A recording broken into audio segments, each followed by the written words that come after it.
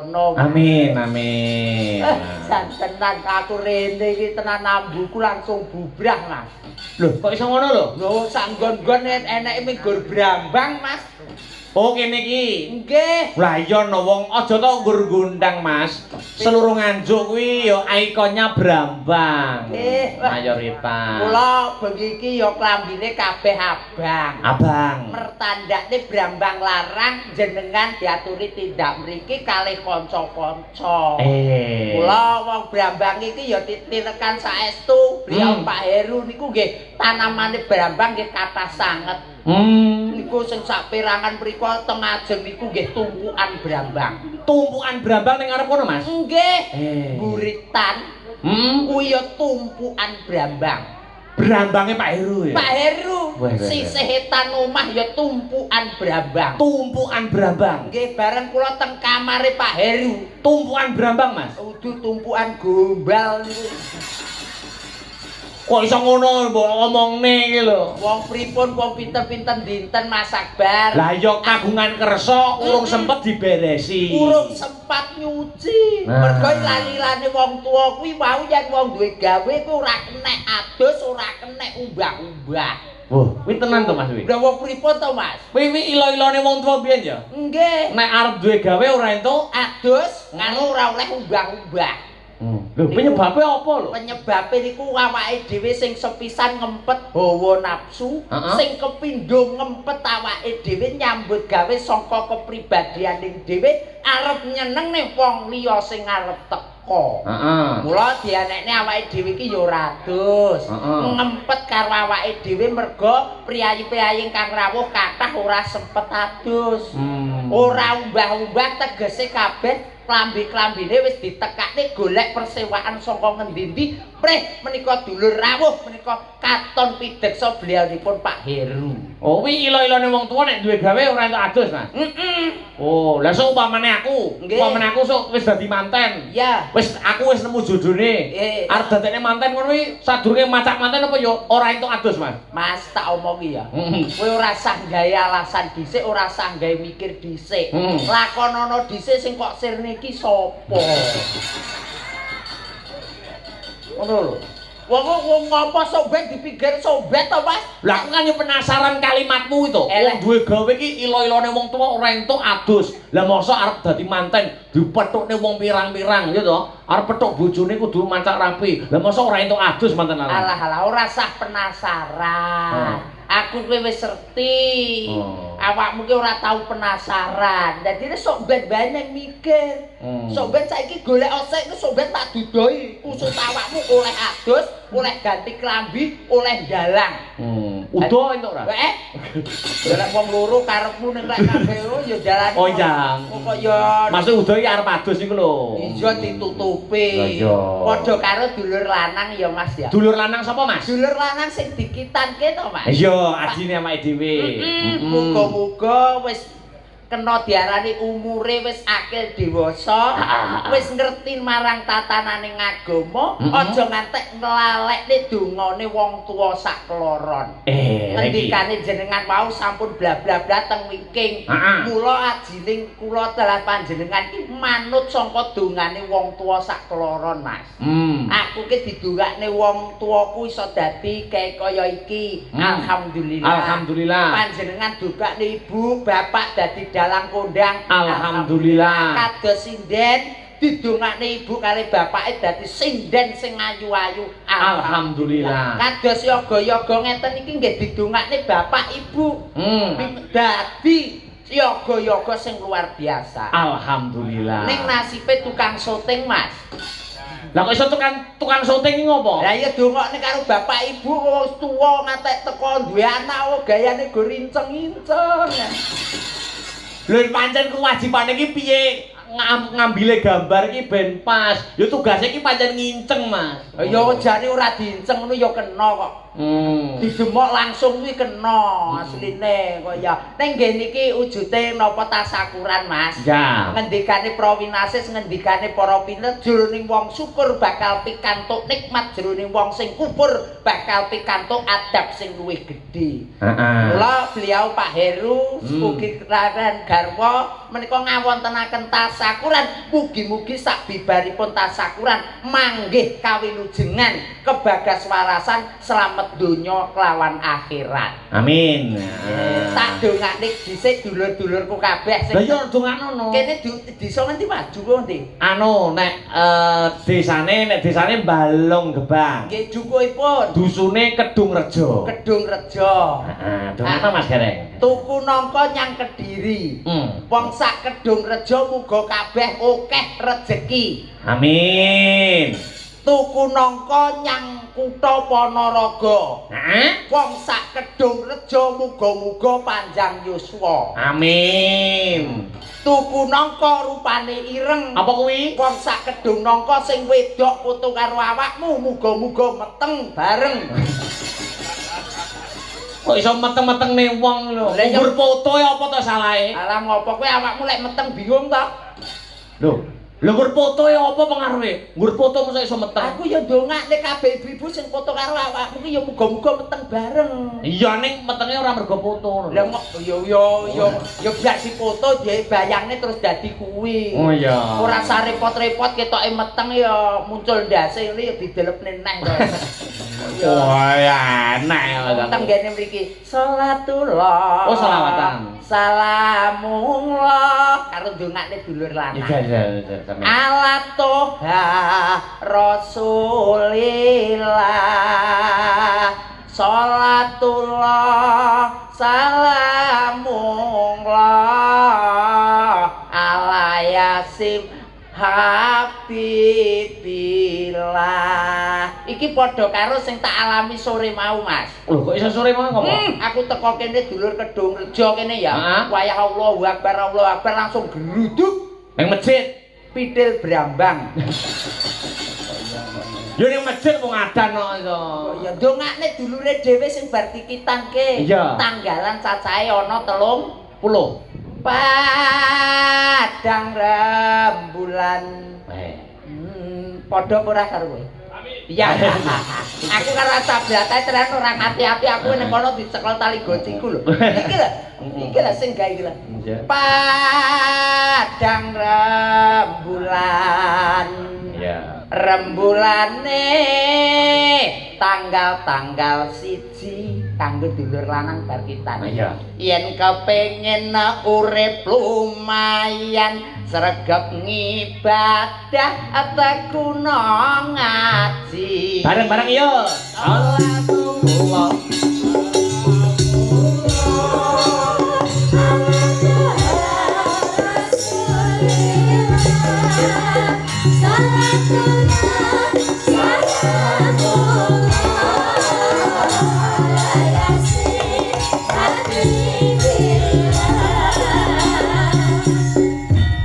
Tanggal siji tekun ngibadah sregep ngaji. Padang rembulan Iya, Mas. Rembulane tanggal loro. Yen kepengin urip lumayan sregep sinau ben aja bodho. Bareng-bareng salatullah.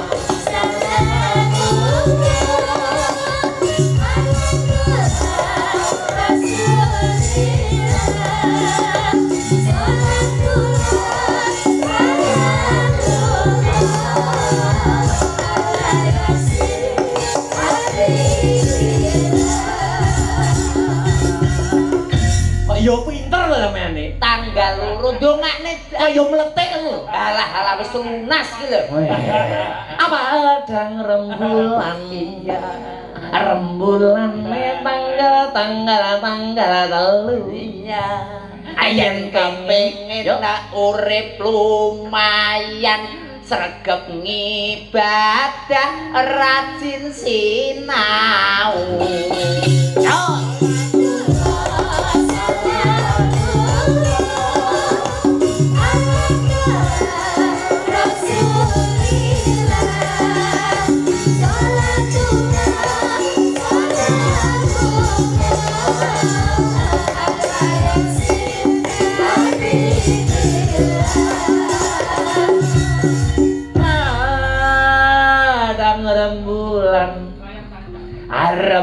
rembulanne tanggal papat. Yen kepengin uripmu mulya tinggalno urip sing maksiat. Padang rembulane tanggal 5. Yen kepengin urip lumayan aja lali donga. Iya, lali donga. Awak iki wong jiro-lu terus. Kene mikire. Lah kene kan kudu improvisasi. Oke. Ngatek 30 ora masalah teko esuk Padang rembulan. Iya, rembulane tanggal 7. yen kepengin urip lumayan sregep ngibadah akeh nang ilmu.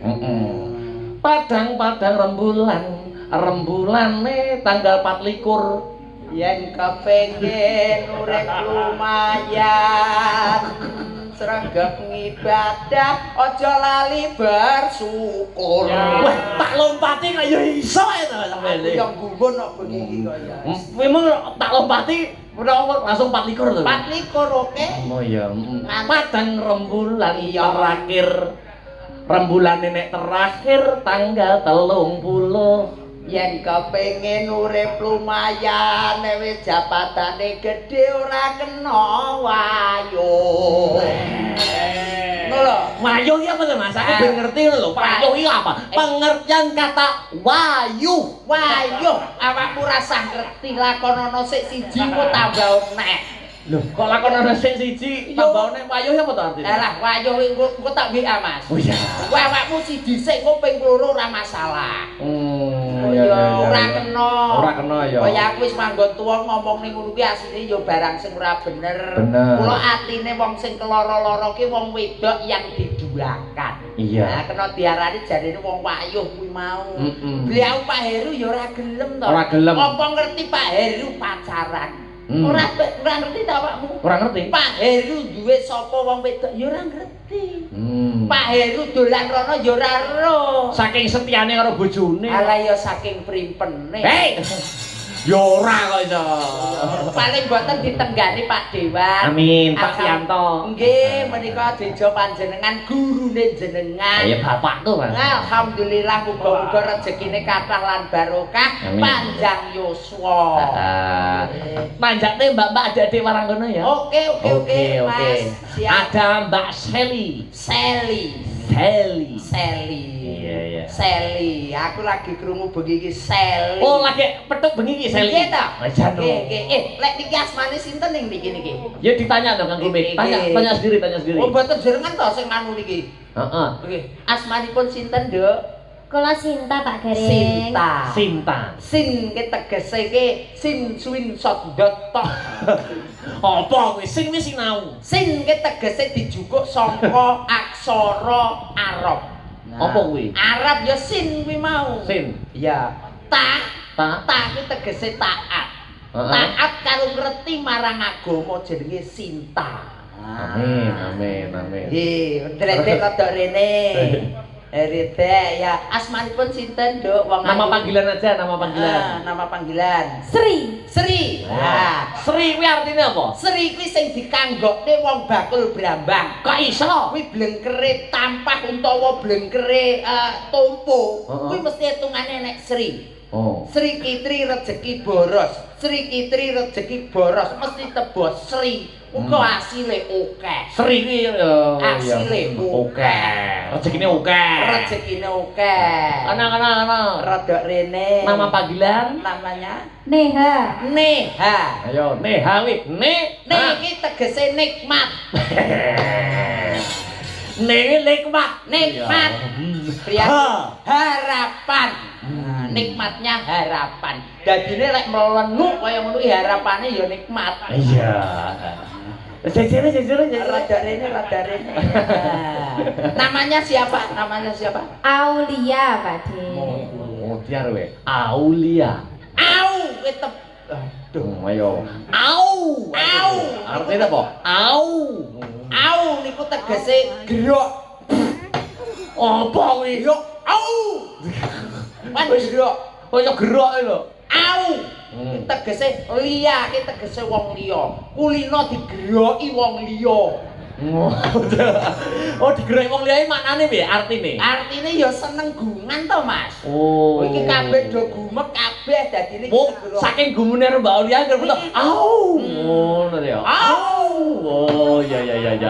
Masuk. Au. Iya. Wis to malah kaya kire. Oh ya HP aku. Oh iya, jejere. Siji. Itu Sally. Ya. Namanya siapa? Kula Seli Cak Gareng. Sally. Seli. Mas, Pak Heru asmane putrane wau sinten? Lho, piye to? Mosok ora roh. Lali Putrane aku. Pak Heru Lali aku. sing ditetake? Lah, Yuwanendra Arya Testanto. Ya, iki lek Mbak Sidet namanya Mbak Sally. Mbak Sally. Sally. Nggih. Nah, Sel niku saka ibu. Terus Sing sel niku saka ibu. Nggih, Mbak Sally ta? Sel. Nggih, sing sel niki saking ibu. lah nek li Lah nggih, sel niku wau upamine niku nggih saking ibuipun. urun jeneng kok wong wedok. Wong wedok Kok ibuke iki iya Sel. iya jenenge sel. Lah nek line, Mas. Lah nggih niki lek sel niku Mas. Niku Kok mulek. ya mbuh line bapake apa line tanggane. Hei, Biasa sih di antara ayo sepati to, Mbak Sally to. Ayo.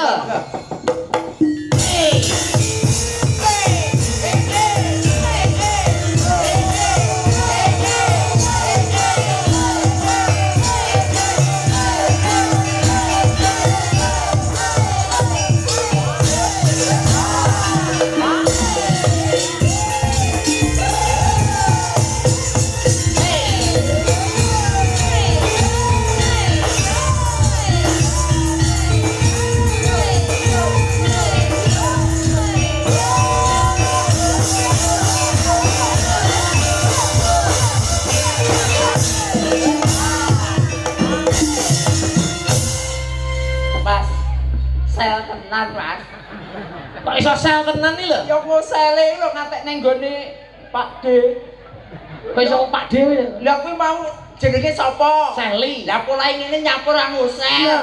Lah nabrak kene priyen nerak Pak D. Lah, itu namanya blocking panggung Cak Gareng. Ya blocking ya Kan blocking. panggungnya asa berata ini luas. Eman-eman lek jogetnya mek dek kene tok, ya harus sampai sana. Jajal pisan kas. Pisan kas. Oke, ayo Mas sing rada lempeng. Yo. Ayo. Kok iya maneh? Jaluk neh aku kok sele kuwi mau ketoke masuk kok rene. Ya, ayo, monggo Mas. Yo. Monggo Mas. Yo.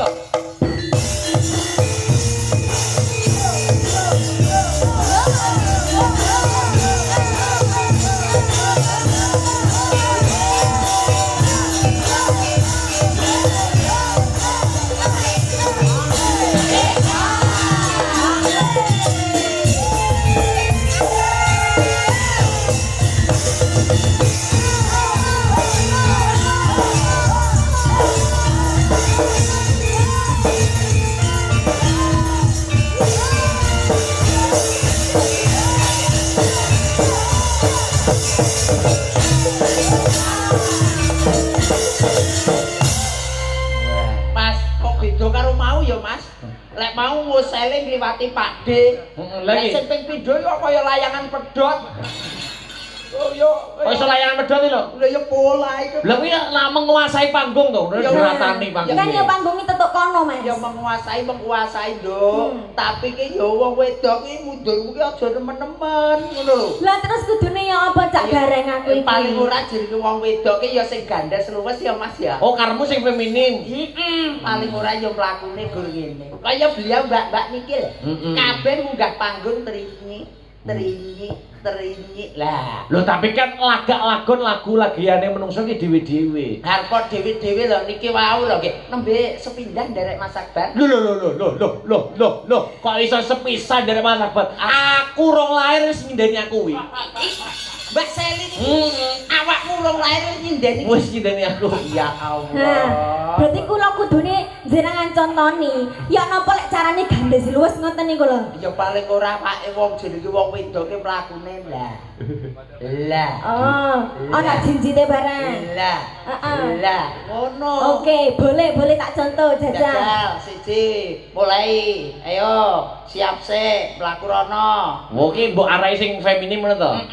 Ayo. Mlaku. Posisi kaki seperti apa? Ya ngene jenenge wong wedok. Heeh. Mlaku. Tangannya. Tangane ya wong wedok ya ngene. Heeh, ya jalan 1 2 perot. Perot. Perot. Perot. Perot. Perot. Wah, piye wis ini perung? Hop. Lah keten iki kan nggih ketawis to, Mas. Heeh. Ning lek beda karo awakmu pambekmu mau. Awakmu bajale budal kaya awakmu mau piye mlakumu jajale piye kaya mau urung tak warai, jajal. Jajal. Jiro pun blong pun blong pun blong pun. Kayak luwih enak ngene sih, Cak. Kayak luwih enak ngono. Mas, piye? Mosok ya penak pun blong. Lah masa wong mlaku suarane pun blong lho. Kok ya nanjakne awakmu ki ya mlakune ngono iku ora apik. Kurang apik. Luwih apik ya, Nduk ya. Nggih, Cak Gareng. Wong awake dhewe nang gone Kedung Rejo. Kedung Rejo. Kedeng Rejo. Acarane sunatan. Sunatan. Acarane sunatan sing disunat Pak Heru. Kok iso sing duwe omah lho. Lha sinten? Putrane. Oh, putrane. Ngono. Menika putrane mau sing sampun munggah Cak Gareng. Nggih. Ya. Jenengan pun pirsa napa derek?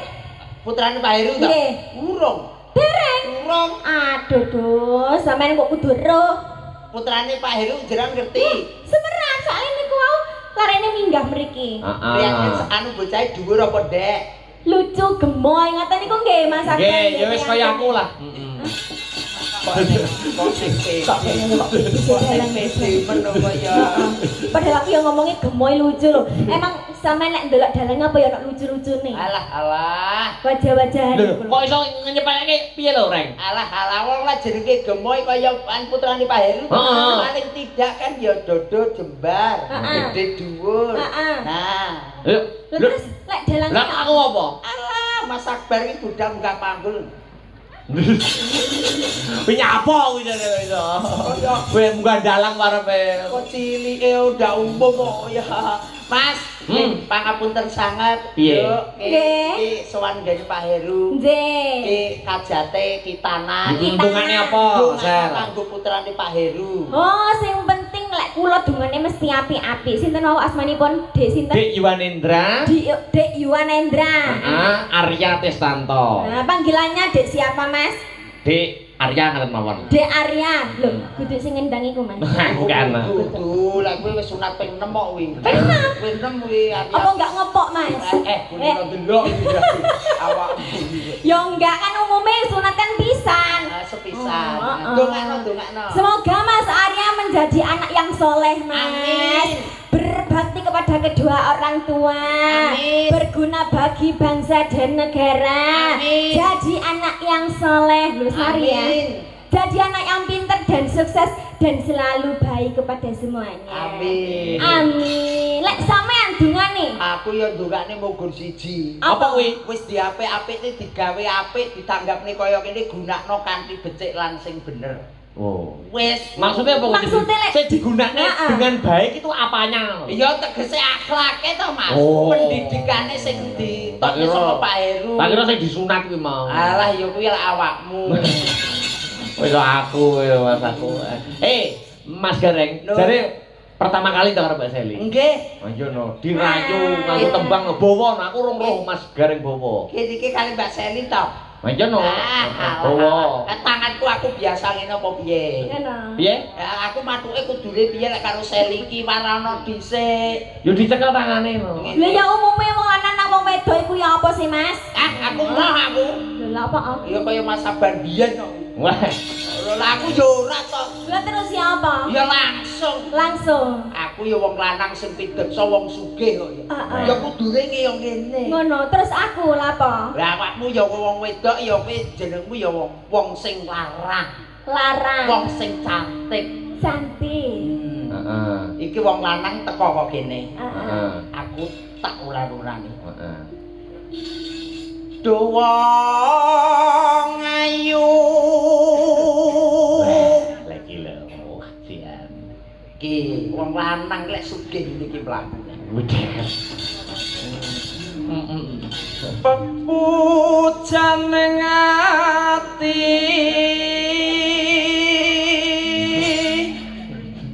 Wis jare sugih panyangan-anyangan. Mosok tetuk iki gramku kumat kok. Lah iya. Kok ora tak dimplang ngono sih, Mas. Apa asam urate kumat? Wis mari bengi iki cetuk awakmu. Oh, iya. Cekel tangane no. Cekel tangane sing kene.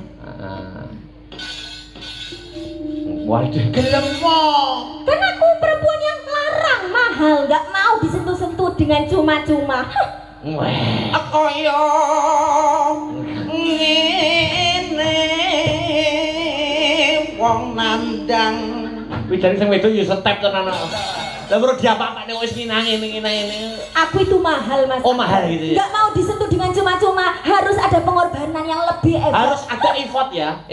Kowe njaluk dituku piro? Tuku padane barang piye? Maksudnya itu perjuangan. Perjuangannya seorang laki-laki itu loh. Harusnya nandang Wah iya. asmara.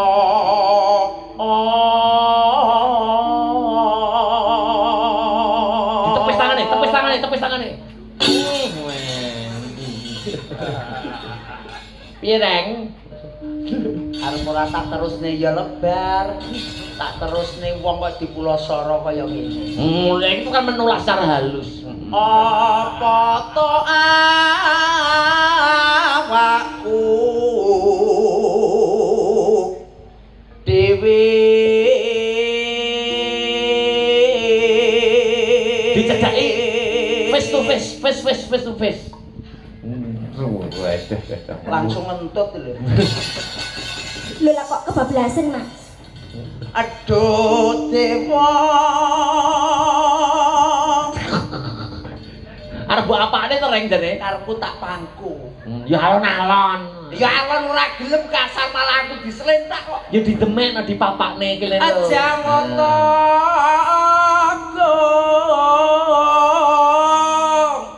Awalas.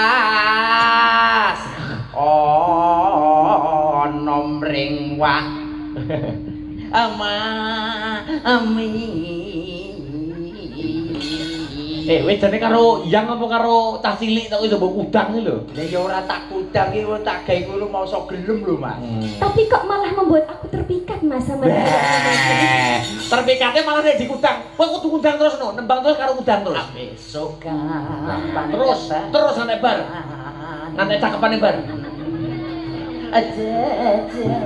Sip. Terus karo tapi jabang bayi. Nyapa? Wong aku nyande sidan ayu kok malih kaya Lah tapi kan wong wedok iki senengane dhewe-dhewe ya. Bahagia aku Mas sama Bagian iki kayak ngono. dikudang. Nah, tulit. Upamane ronah kodo. Iya. Loh, iso jegok iki lho. Guyu Mas. Oh, guyu ya. Iya. Tanpa prau sasat sarah ing jara tri. Ya ndek, ya Allah. Takoni to, so nek rabi njaluk anu ning ndi ngono. Bulan madu ning ndi? Sobat bulan madu ning ndi, Nduk?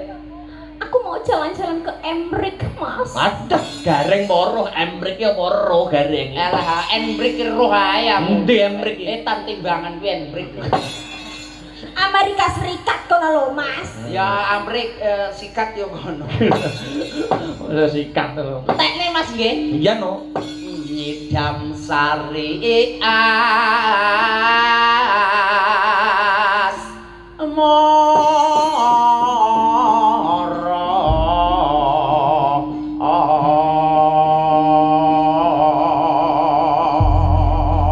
Sip.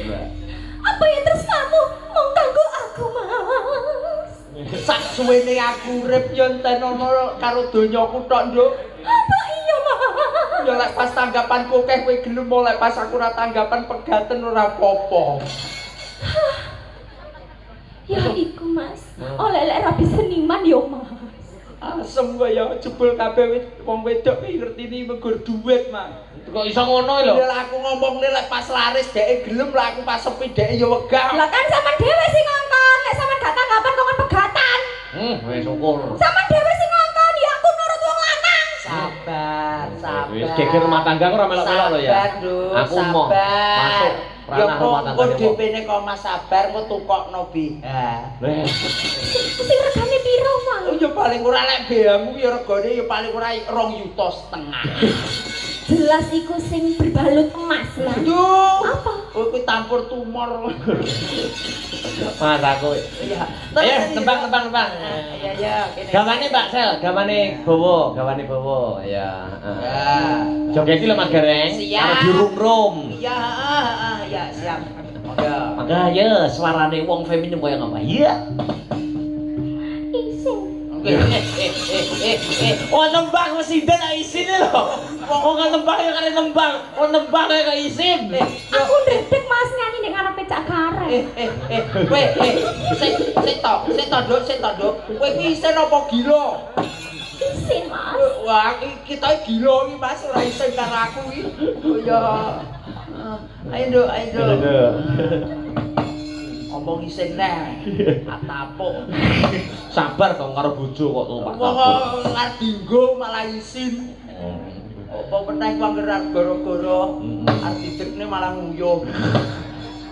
Ayo. Sampe kok koyo wong ayan ngene sih. Ora aku ki ya jenenge ngungkrung karo bojo. Oh, ngono ya. Aku seneng ya ngene iki. Ya. Apa masih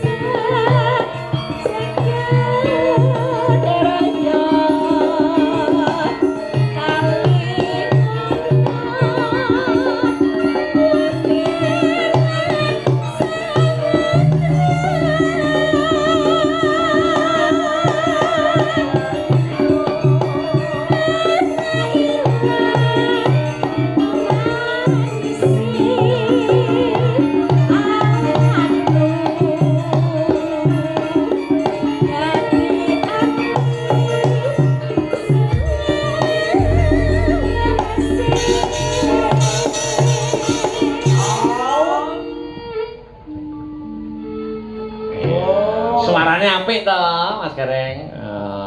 Kaya ngono kok mbok sia-sia iki lho. Oh, weh, Nduk ya njaluk ngapura ya Nduk ya mau wis tak sia-sia. Mempunyai suara emas ngono kok mbok sia-sia. Emang kamu jahat? Syukur. Nesu lho wong wedoke. Piye? Ngranteni wong wedok nesu piye ya Aja jadi? seneng, kowe aja seneng. Aku gak seneng, aku ngamuk. Aja susah ngono lho. Wis aja seneng. Ya wis aja susah. Wis aja seneng iki lho. Kok iso seneng? Wong wis raut mukane kaya ngene iki ya marah ngamuk. Ya ora apa-apa aku tak golekne neh. Golekno apa, Mas? Jamu. Jamu apa, Mas? Ya sore ngat. Apa kuwi? Sore diombe bengi dadi kawan. Ya kuwi to. Ajene Basel. Ya. Mataku. Ayo.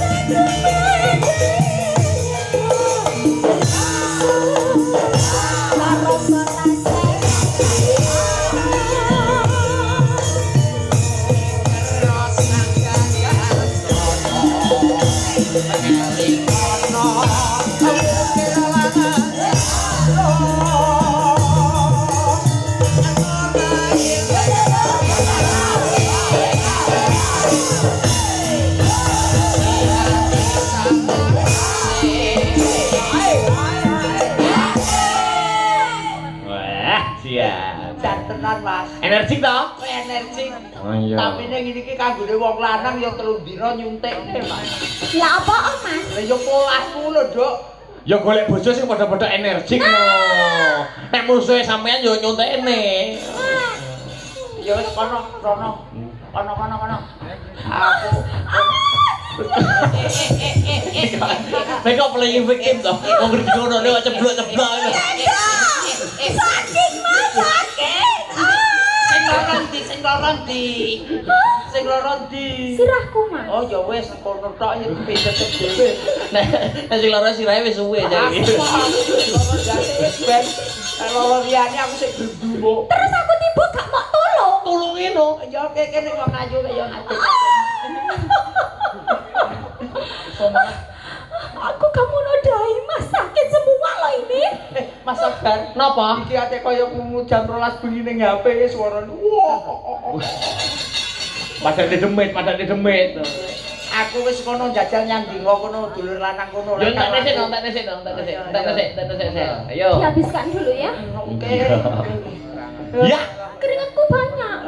Ya Allah. Hei. Iso nganggo sepatu iki lho. Tak kira ki mau tisu. Kok kadung bukuke wong lanang saking bukuke kok. Lanang tidak pengertian yo saya. Pengertian. Tanya saya. Yuk. Yo.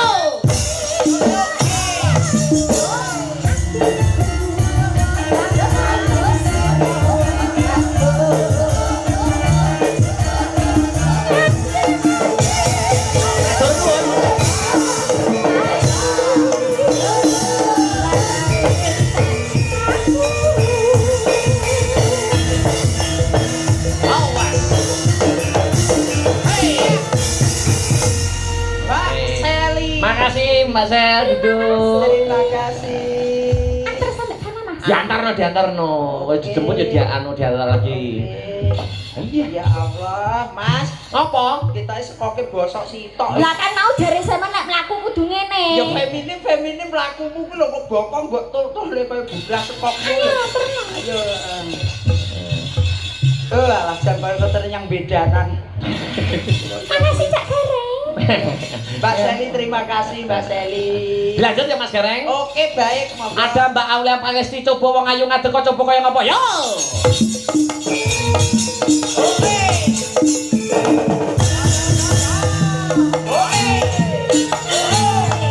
Awas.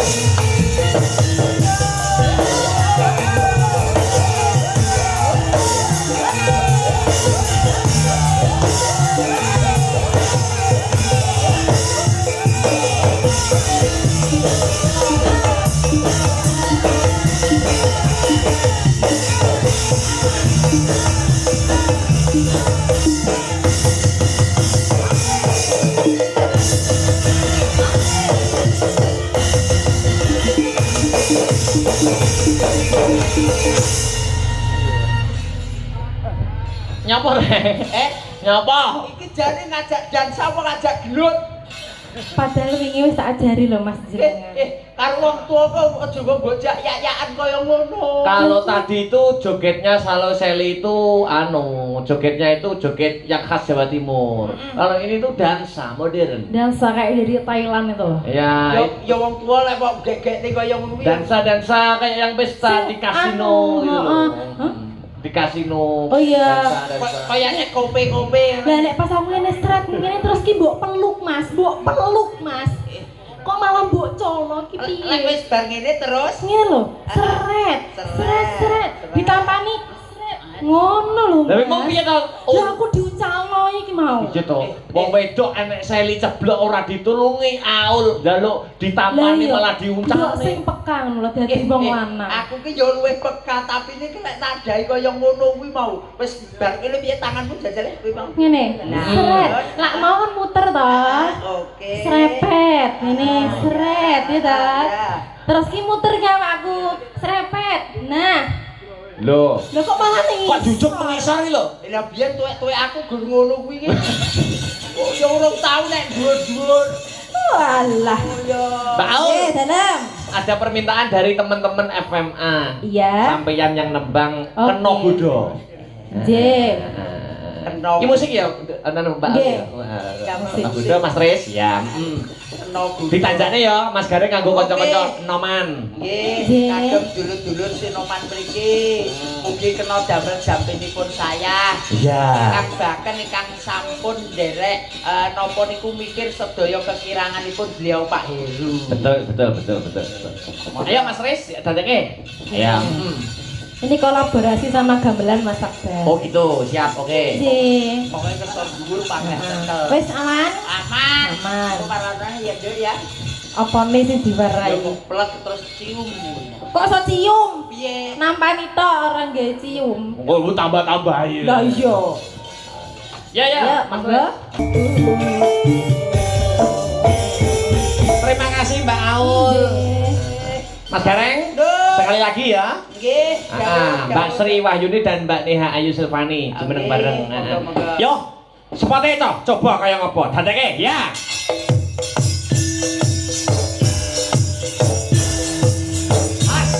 Hey.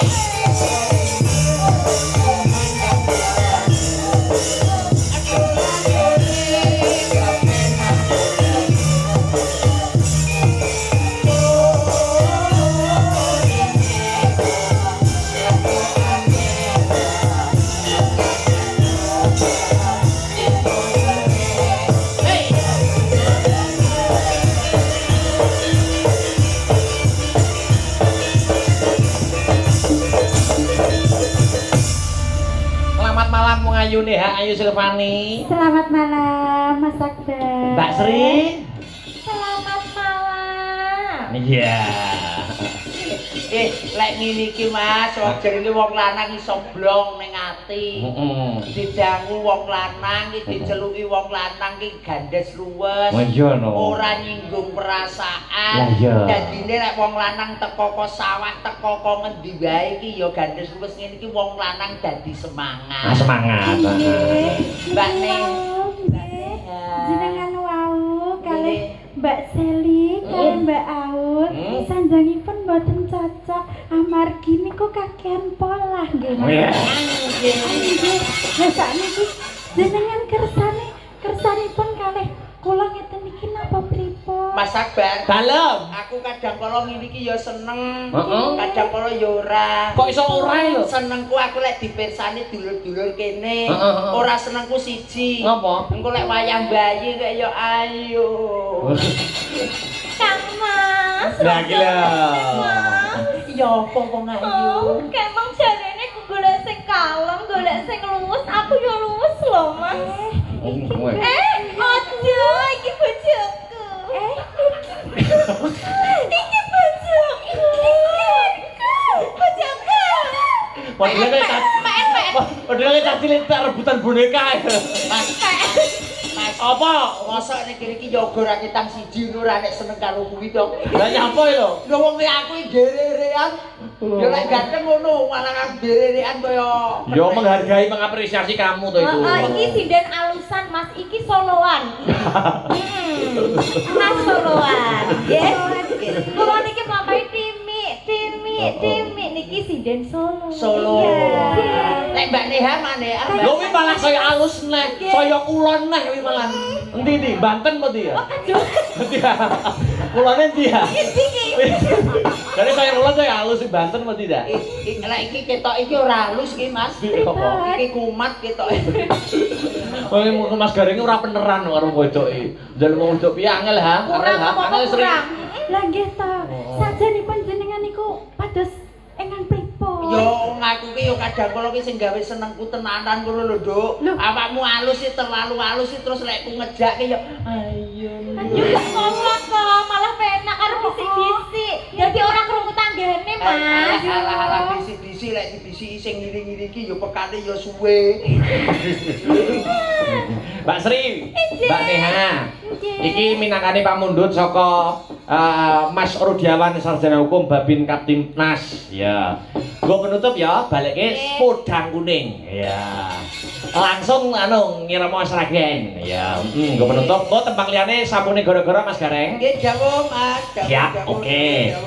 Yo, langsung dadekke podang kuning. Ya toh. Ayo, mangga.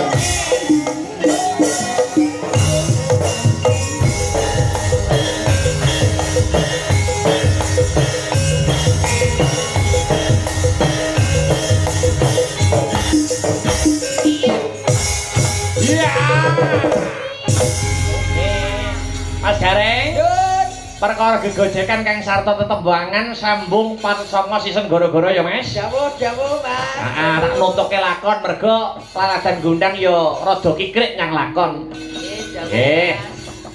Nduk, piye Mak? Ayo tawes sesaji Kang sinuwun. Heeh. Muga-muga lelakon bengi iki kena kanggo angsar katentreman, angsar kabecikan, satemah keluarga besar sakipun hajat antuk nugraha saka Gusti ingkang Maha Nasa tak derekke Mak. Ayo.